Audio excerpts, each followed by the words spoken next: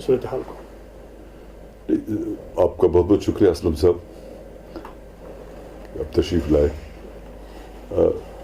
موجودہ صورتحال کو آپ کو اس میں بہت ساری لیولز ہیں صورتحال کی. اگر میں سارے سوال کا جواب دوں تو میرے خیال سے آپ کے پروگرام کا ٹائم کم پڑ جائے گا. تو میری گزارش ہے کہ آپ اس کو کلیئرلی مجھے پوچھیں آپ کیا پوچھنا چاہتے ہیں. خاص کر جو ڈیلیمیٹیشن کے حوالے سے تو کس حد تک آپ مطمئن ہیں، کیونکہ آپ بذات خود سیاست میں ہیں، آپ منسٹر بھی رہ چکے ہیں، آپ کو کانسٹیٹیونسیز کا بھی پتہ ہے، خاص کر اپنی کانسٹیٹیونسی کے حوالے سے بہت ساری اس پر ریئیکشن آئی ہے، تو آپ کا کیا ماننا ہے؟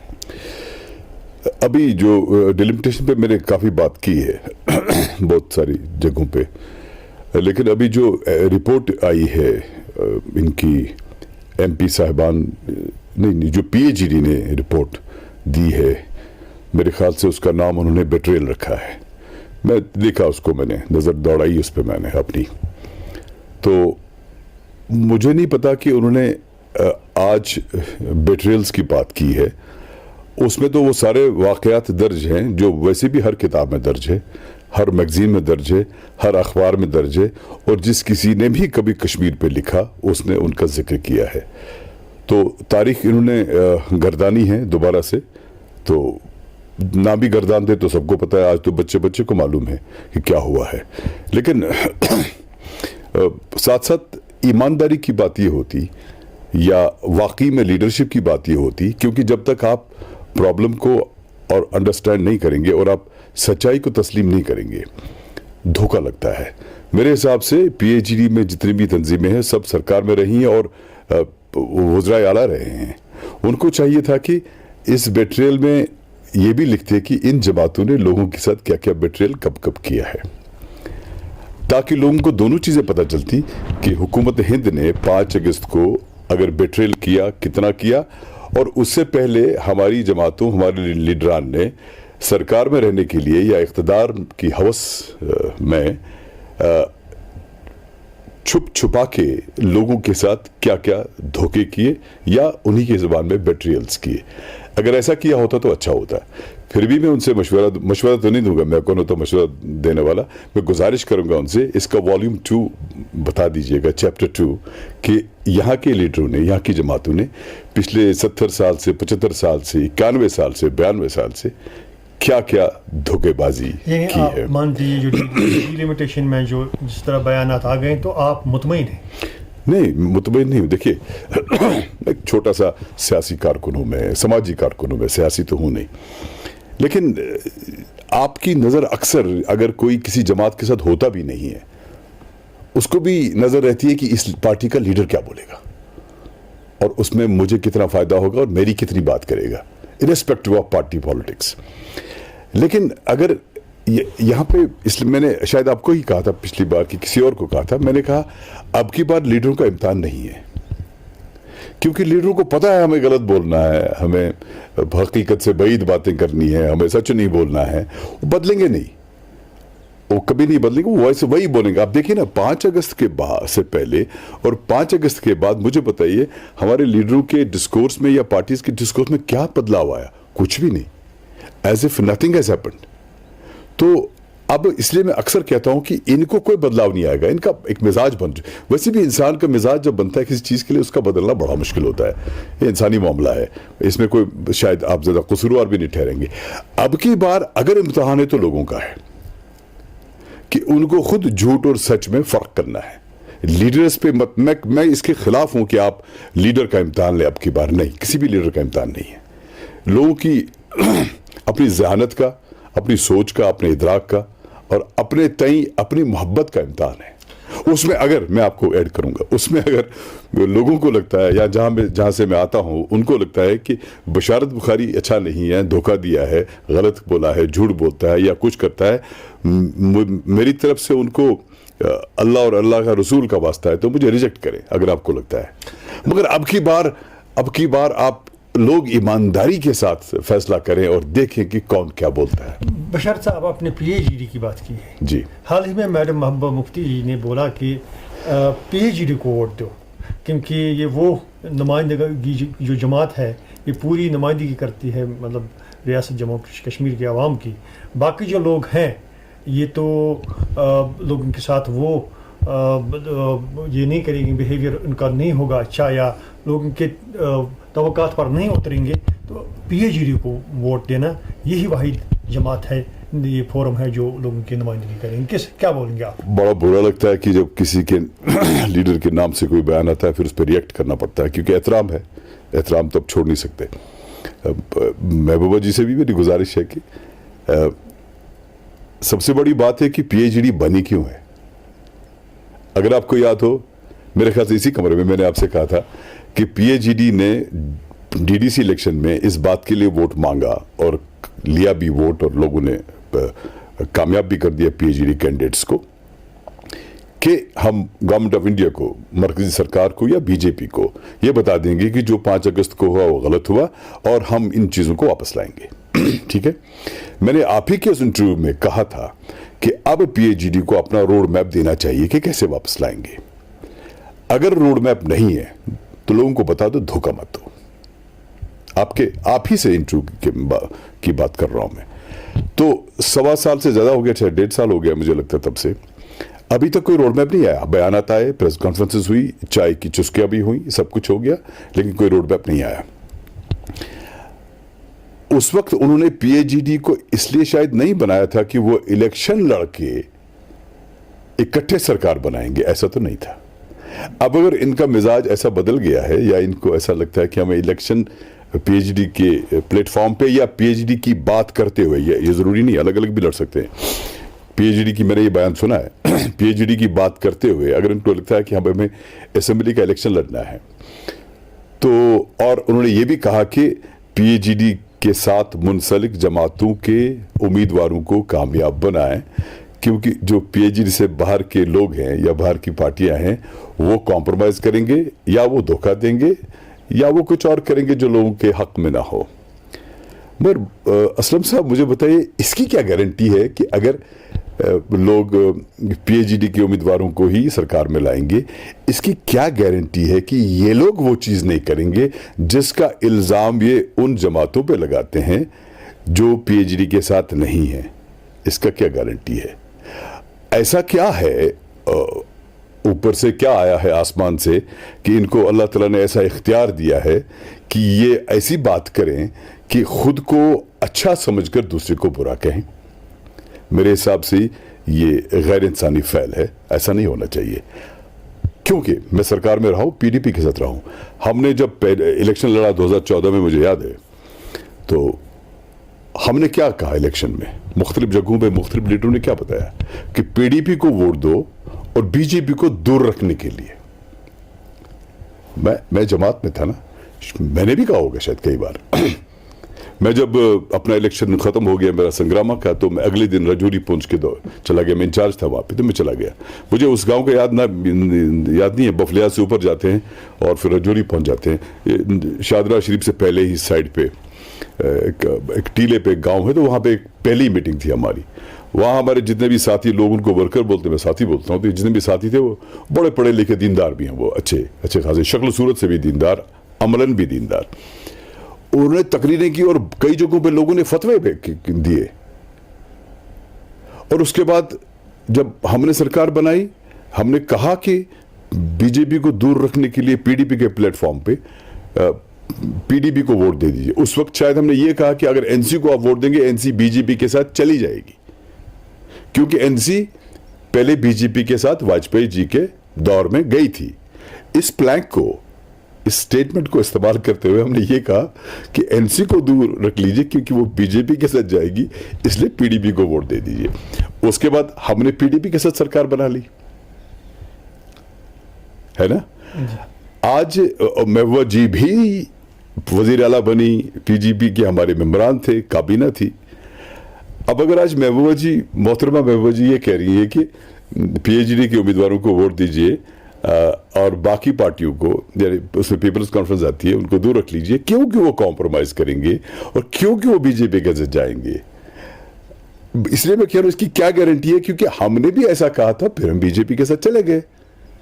اسی لیے میں اسلم صاحب مجھے ہنسی آتی ہے. میں آپ سے کہہ رہا ہوں کہ اب کی بار لیڈرز کا کوئی امتحان نہیں ہے, بالکل بھی نہیں. اب کی بار لوگوں کی سوچ کا امتحان ہے, ان کو خود دیکھنا ہے کیا کرنا ہے. اس لیے میں نے قسم کھا کے کہا, اگر لوگوں کو لگتا ہے کہ واقعی بشارت بخاری نے ایز ایم ایل اے غلط کیا یا کام نہیں کیا, یا ایز منسٹر اس نے کوئی دھوکہ دہی کی یا کوئی غداری کی, یا ان کو لگتا ہے کہ میں ٹھیک انسان نہیں ہوں, میں جھوٹ بولتا ہوں, نہیں ڈالنا چاہیے ووٹ ان کو مجھے. کیوں وہ اپنا مقدر خراب کریں گے, اپنے فیوچر خراب کریں گے, بچوں کا مستقبل خراب کریں گے. ابھی آپ جی ایس ٹی کی بات کر رہے تھے انٹرویو سے پہلے.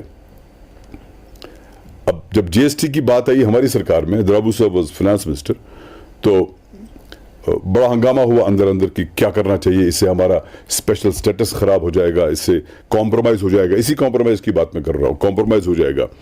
تو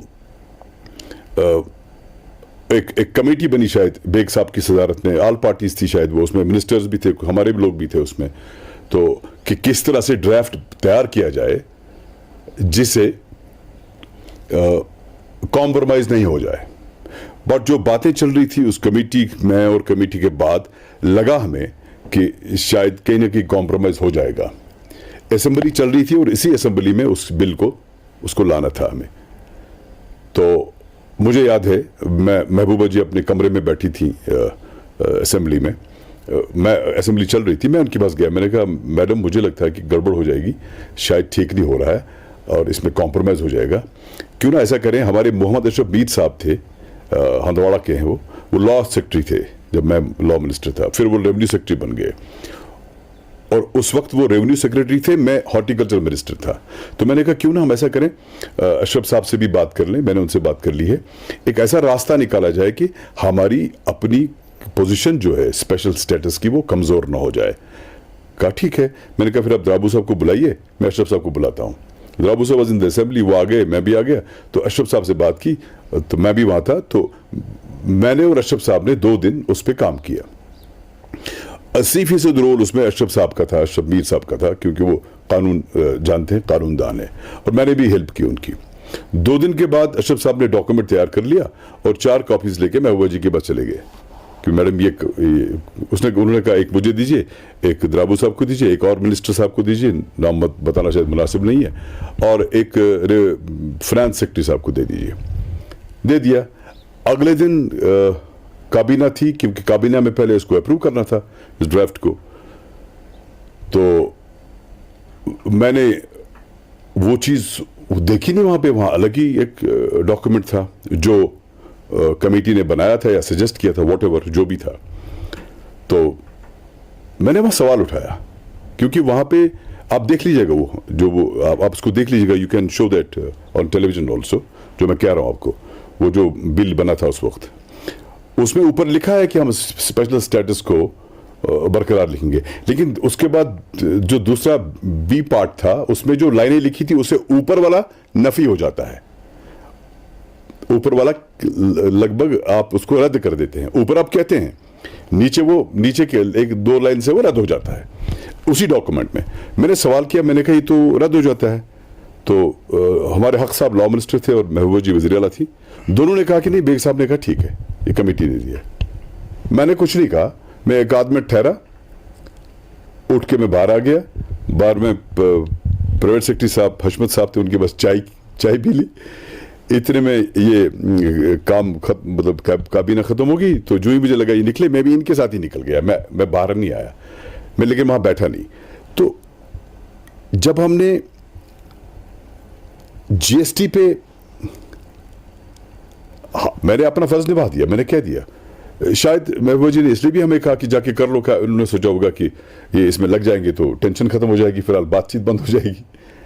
تو جب ہم کرسی پہ بیٹھ کے, میں احتراماً کہتا ہوں, جب ہم کرسی پہ بیٹھ کے یہ چیز کرتے ہیں, اس کے بعد ہم وہ اوروں کو نصیحت خود میاں فضیحت, پھر دوسروں کو ہم مشورہ بھی دیتے ہیں, نصیحت بھی کرتے ہیں, اور اس طرح سے بات کرتے ہیں کہ جیسے ہمیں اوپر سے کوئی ایسا الہام آیا ہے کہ ہمیں یہ بات کرنی ہے اور ہم اچھے ہیں باقی برے ہیں.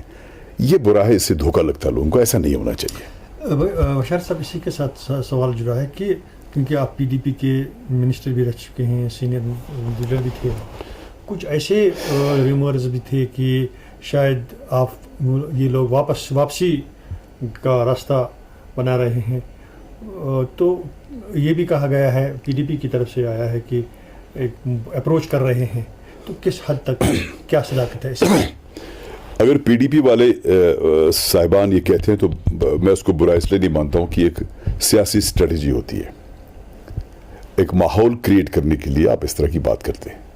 جیسے اگر آپ میرے علاقے میں بھی ایسی باتیں چل رہی ہیں, وہ بھی کہتے ہیں, اب ایسا تو ہے نہیں, نہ میں نے کبھی بات کی ہے نہ میں کبھی بات کرتا ہوں, لیکن وہاں پہ ایک سراسیمگی پھیلانے کے لیے, ایک تناؤ پھیلانے کے لیے, ایک قائم کرنے کے لیے, ایک اپنے حق میں ایک پولیٹیکل ڈسکورس قائم کرنے کے لیے, اچھا بشارت بخاری واپس جانا چاہتا ہے, اچھا نہیں وہ نہیں لے رہے, اچھا نہیں لے رہے, کیا بات ہے.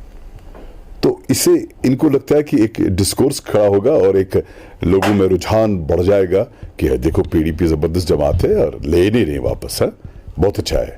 تو ایسا کچھ نہیں ہے. ہاں اگر یہ ایسا کرتے ہیں تو میں مانتا ہوں کہ مجبور کرتے ہوں گے, کیونکہ ان کو بھی اپنی پارٹی کو بچانا ہے, تو اس لیے کرتے ہوں گے. اور دوسری بات کہ ہاں بتائیے آپ. یہ جو موجودہ صورتحال کے حوالے سے میں نے پہلے پوچھ لیا آپ سے, مگر یہ الیکشن کے حوالے سے کیونکہ ایک طرف بیوروکریسی ہے, دوسری طرف جو پولیٹیکل ریپرزنٹیٹیو ہے, لوگ چاہتے ہیں کہ الیکشن ہو, تو کیا کہیں گے اس پر آپ؟ دیکھیں الیکشن ڈیموکریٹک سسٹم اگر آپ مانتے ہیں اس کو, اگر آپ ہے, اگر ڈیموکریٹک سسٹم میں آپ کو اعتماد ہے, یقین ہے, یا ڈیموکریسی یا آئین کو آپ مانتے ہیں, تو الیکشنز ہو جانے چاہیے, رول ہونا چاہیے لوگوں کا, اس میں کوئی شک نہیں ہے. جب افسر ہوتے ہیں, افسرشاہی ہوتی ہے, تو ان کا اپنا مزاج ہوتا ہے کام کرنے کا. افسر ہر دور میں ہر ایک کا ہوتا ہے. آج کے دور میں اپنا ہے, ہمارے دور میں ہمارا تھا, نیشنل کانگریس کے دور میں ان کا تھا, کانگریس کے ساتھ ان کا تھا, آج اپنے دور میں وہ اپنے ہیں. اس میں یہ ایک انسانی شاید ایک ماجرا ہے جو ایسا ہے, اور وہ کیوں کر اس طرح سے کام کریں گے جس طرح سے ایک MLA یا ایک منسٹر کام کرتا ہے, ایسا تو ہے نہیں. تو ان کا مزاج اپنا, ان کا سٹائل اپنا, وہ اس طرح سے کام کرتے ہیں. لیکن ہمارے ساتھ ایک پرابلم ہے, ہمارا اپنا پرابلم ہے. میں یہ پرابلم مرکزی سرکار کی مانتا ہوں, یا ان کی جماعت جو BJP ہے, جو ادھر سرکار میں ہے وہ ادھر شور مچاتی ہے. آپ سرکار چلا رہے ہیں, آپ کے پرائم منسٹر صاحب ہیں, آپ کے ہوم منسٹر صاحب ہیں, آپ کے اتنے سارے منسٹرز ہیں, آپ کے اتنے سارے MPs ہیں, آپ آنن فانن کوئی بھی بل بنا سکتے ہیں, کوئی بھی بل توڑ سکتے ہیں, کوئی بھی آرٹیکل رد کر سکتے ہیں. اتنی اتھارٹی آپ کے پاس ہے, لوگوں نے دی ہے. اور ادھر آپ ہی کی پارٹی کے لوگ چلاتے ہیں کہ چیختے ہیں کہ جی بیوروکریسی نے ختم کر دیا. تو آپ چیخ و پکار مت کیجئے, لوگوں کو بیوقوف مت بنائیے. آپ کا رول ہے, آپ کا اختیار ہے, الیکشن کروا دیجئے. آپ ہی وہ سب کچھ کر رہے ہیں اور آپ ہی چیخ رہے ہیں. اب ہم دعائی دے تو کہاں دیں. سو اس لیے امیڈیٹلی ان کو الیکشن کرنا چاہیے, اور لوگ اپنے نمائندے چنیں گے, جس کو چنیں گے, جیسے چنیں گے, وہ اپنی سرکار بنائیں گے. اگر یہ سرکار کتنی بھی بہتر کیوں نہ ہو, اس سے اگر کم تر لوگوں کی سرکار ہوتی ہے, وہ زیادہ بہتر مانی جاتی ہے, جہاں پہ رسائی ہوتی ہے, جہاں پہ معاملات ہوتے ہیں اور زمینی سطح کے کام ہو جاتے ہیں. PhD کے حوالے سے وائٹ پیپر شائع ہوا ہے, تو آپ نے کہا میں نے پڑھ ہی لیا ہے, تو کیا سمجھا آپ نے اس میں؟ تو لوگوں کے لیے کیا ہے اس میں؟